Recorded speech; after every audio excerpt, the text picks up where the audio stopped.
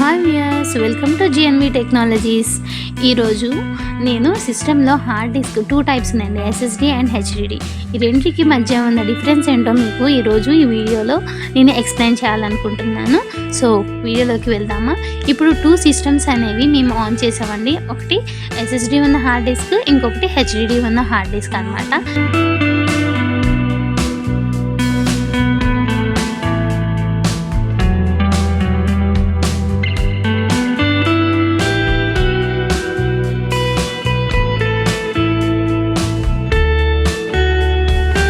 ఇప్పుడు SSD hard disk చూసినట్లయితే మీకు సిస్టమ్ చాలా ఫాస్ట్గా బూట్ అవుతుందండి.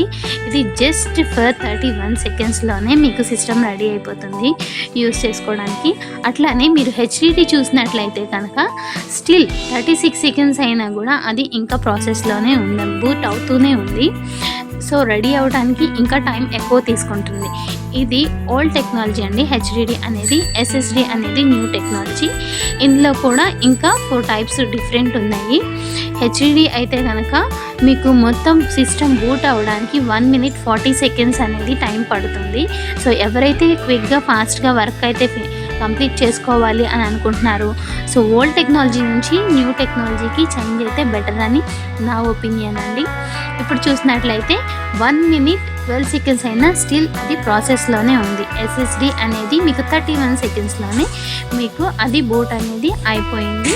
సిస్టమ్ అనేది మీరు యూజ్ చేసుకోవడానికి రెడీగా ఉందన్నమాట. చూసారా, ఇంకా స్టిల్ ఇంకా ప్రాసెస్లోనే ఉంది హెచ్డిడి అనేది.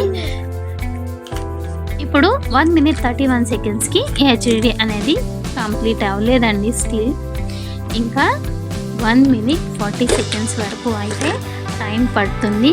ఇప్పుడు కంప్లీట్ అయింది ప్రాసెస్ అనేది. ఈ వీడియో కనుక మీకు నచ్చినట్లయితే ప్లీజ్ లైక్ చేయండి, షేర్ చేయండి, సబ్స్క్రైబ్ చేయండి. Thank you.